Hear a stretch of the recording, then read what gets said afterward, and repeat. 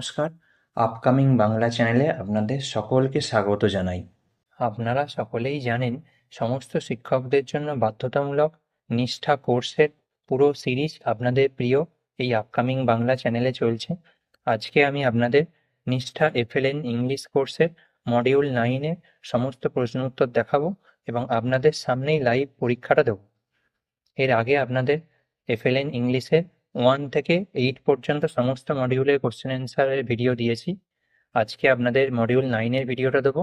এরপরে আপনারা মডিউল 10 থেকে একদম 12 পর্যন্ত ভিডিও পাবেন এবং শেষে যেটা সামেটিভ অ্যাসেসমেন্ট যে পরীক্ষাটা আছে, ওই পরীক্ষাটার 50টা কোশ্চেন অ্যান্সারের ভিডিও পাবেন এবং ডাইরেক্ট সার্টিফিকেট ডাউনলোড কীভাবে করলাম সেই ভিডিওটাও দেখতে পাবেন।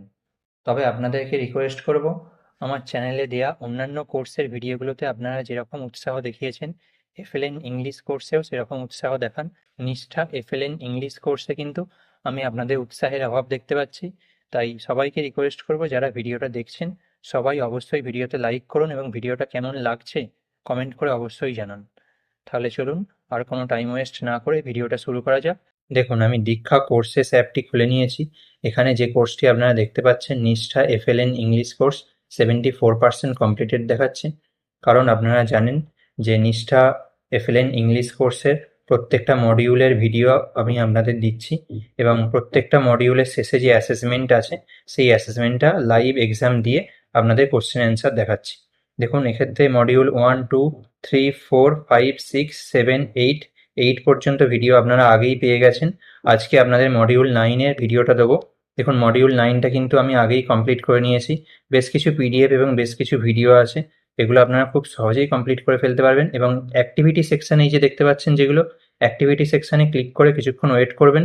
HP5 কন্টেন্ট অ্যাডেড ডান বলে অপশান দেবে, তারপরে কিন্তু ব্যাক করে এলেই এই অ্যাসেসমেন্ট প্রসেসগুলো কমপ্লিট হয়ে যাচ্ছে এবং অ্যাসেসমেন্টে কিছু ছোট ছোট কুইজ আছে, ওই কুইজগুলোর অ্যান্সারও আপনারা করতে পারেন। এবার দেখুন, সব কিছু কমপ্লিট করার পরে শেষে দেখুন ফর্মেটিভ অ্যাসেসমেন্ট 9, এটা দেখুন 0% দেখাচ্ছে আমার, এটা কমপ্লিট হয়নি। তো এটাই আজকে আপনাদের সামনে আমি লাইভ এক্সামটা দিয়ে দেখিয়ে দেবো কীভাবে এই এক্সামটা দেবেন এবং কীভাবে এটা কমপ্লিট করবেন। চলুন শুরু করা যাক। দেখুন, আমি ফর্মেটিভ অ্যাসেসমেন্ট 9-এ ক্লিক করে নিয়েছি। এখানে দেখুন অ্যাটেম্পট অ্যালাউড, 3টে অ্যাটেম্পট অ্যালাউ আছে। 3টের মধ্যে কিন্তু আপনাকে এটা পাস করতেই হবে, 3টে অ্যাটেম্পটের মধ্যে, নাহলে কিন্তু কোর্সটা লক হয়ে যাবে। কোর্সে দেখুন এই যে অ্যাসেসমেন্টটা আছে, এখানে 10টা কোশ্চেন আছে, এর মধ্যে 5টা ঠিক উত্তর দিতেই হবে, অর্থাৎ 50% স্কোর আপনাকে করতেই হবে। চলুন স্টার্ট অ্যাসেসমেন্টে ক্লিক করছি। কোশ্চেন নাম্বার 1 এসে গেছে। দেখুন, how many times should we add 4 to get 16, অর্থাৎ কবার আমরা 4 অ্যাড করলে 16 পাবো। তাহলে এখানে দেখুন 4 টাইমস দিয়ে দিলাম। এবার আমি আবার নেক্সট কোশ্চেনে যাব। Question number 2, which of the following is the most appropriate strategy to teach shapes at a foundational stage? Option A, teacher should introduce by giving clear definition of simple shapes. Option B, development of extensive vocabulary. Option C, children should be given ample opportunities. Option D, shapes at foundational stage should be limited to the recognition of simple basic shapes. দেখুন, এক্ষেত্রে আমি option C choose করলাম এবং next কোশ্চেনে যাচ্ছি। Question number 3, the essential requirement to classify object is, option A, identify the objects by their characteristics. Option B, read the names of the shapes, know name of the objects, recite the name of the object. দেখুন, এক্ষেত্রে আমি option A, identify the objects by their characteristics, এটা choose করলাম। এবারে যাচ্ছি question number 4, the concept of zero can be introduced based through which of the following operations? অপশানগুলো দেখুন, addition, division, subtraction, multiplication. দেখুন, এক্ষেত্রে আমি অপশান সি সাবস্ট্রাকশন চুজ করছি এবং নেক্সট কোশ্চেনে যাচ্ছি। Question number 5, which of the following pairs are not complementary to each other? Option A, multiplication and division. Option B, subtraction and multiplication. Option C, addition and multiplication. Option D, addition and subtraction. দেখুন, এক্ষেত্রে আমি option B subtraction and multiplication এটা choose করছি এবং next কোশ্চেনে যাচ্ছি। Question number 6, during the process of counting a child doesn't, option A, recites number names in order. Option B, writes number names. Option C, classifies into 2 groups. Option D, points object at a time. দেখুন এক্ষেত্রে আমি option B choose করছি এবং next কোশ্চেনে যাচ্ছি। Question number 7, which of the following is not a component of data handling? Option A collection of data, option B representation of data, option C construction of data, option D interpretation of data. দেখুন এক্ষেত্রে আমি option C construction of data choose করছি এবং next কোশ্চেনে যাচ্ছি। Question number 8, for building আপন দি understanding of one-to-one correspondence, children do not need to understand the meaning of option A as many as, option B numeration, option C more than / less than, option D many and few।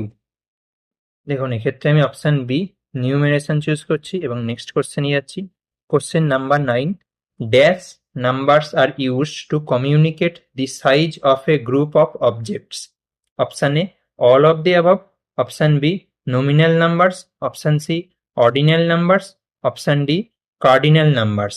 এক্ষেত্রে দেখুন all of the above অপশানটা actually option এতে না দিয়ে option ডিতে দেওয়া উচিত ছিল, কিন্তু এখানে অপশান এতেই চলে এসছে। তাই বলবো আপনারা যখন অপশান চুজ করবেন একটু দেখে চুজ করবেন, অপশানে কিন্তু সিকোয়েন্সে এদিক ওদিক করা থাকছে। আমি এখানে option D cardinal numbers choose করলাম এবং নেক্সট কোশ্চেনে যাচ্ছি।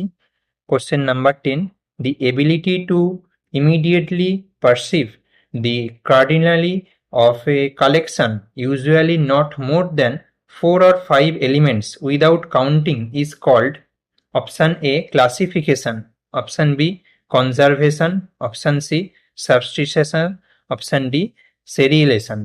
দেখুন এক্ষেত্রে আমি অপশান সি সাবমিটিশন চুজ করছি এবং রিভিউ অ্যান্ড সাবমিটে যাচ্ছি, যেহেতু আপনারা এখানে দেখতেই পাচ্ছেন যে এটা কোশ্চেন নাম্বার 10 ছিল।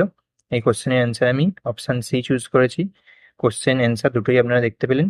এবার আমি রিভিউ অ্যান্ড সাবমিটে যাচ্ছি। এখানে দেখুন স্ট্যাটাস আমাকে দেখাচ্ছে। কোশ্চেন নাম্বার 1, 2, 3, 4 করে সবগুলোর পাশে কিন্তু অ্যাটেম্পটেড লেখা দেখাচ্ছে। কোনোটা যদি আমার অ্যাটেম্পট মিস হয়ে থাকে আমি কিন্তু এখান থেকে দেখতে পাবো। দেখুন 10টা কোশ্চেনই আমি অ্যাটেম্প্ট করতে পেরেছি। তারপরে দেখুন আমি এখান থেকে ফাইনাল সাবমিটে ক্লিক করে দিলেই কিন্তু ফাইনাল সাবমিট হয়ে যাবে। আর যদি ধরুন আমার কোনো কোশ্চেন অ্যাটেন্ড করতে বাকি থাকে তাহলে গো ব্যাক টু কোশ্চেন্সে ক্লিক করে আপনি সেই কোশ্চেনের অ্যান্সারটাও গিয়ে দিয়ে আসতে পারেন। এবার দেখুন ফাইনাল সাবমিটে আমি ক্লিক করছি, এখানে দিয়ে দিচ্ছি দেখুন ইউ আর চ্যাম্প বলে লেখা দেখাচ্ছে। এটা আমি ক্রস করলাম, করে দেখুন আমার স্কোর কিন্তু 10-এ 10 হয়েছে, অর্থাৎ আমি প্রত্যেকটা কোশ্চেনেরই সঠিক অ্যান্সার দিয়েছি, দিয়ে ফুল মার্কস স্কোর করেছি। এখন এখানে আপনারা দেখতেই পাচ্ছেন যে আমার ফর্মেটিভ অ্যাসেসমেন্ট 9 নিয়ে কিন্তু টিক পড়ে গেছে, অর্থাৎ এটা আমার কমপ্লিট হয়ে গেছে। এরপর আমি আবার মডিউল 10 যেটা আছে সেটা কমপ্লিট করে মডিউল 10-এর অ্যাসেসমেন্টের ভিডিও নিয়ে আসছি খুব তাড়াতাড়ি। ভিডিওটা উপকারী মনে হলে চ্যানেলটি অবশ্যই সাবস্ক্রাইব করুন এবং আপনার বন্ধুদের সাথে ভিডিওটি শেয়ার করুন। আপনার মনে কোনো প্রশ্ন থাকলে কমেন্ট করে অবশ্যই জানান এবং আপনি কোন বিষয়ে ভিডিও চান সেটাও জানান। ধন্যবাদ, দেখা হচ্ছে পরের ভিডিওতে। ভালো থাকবেন।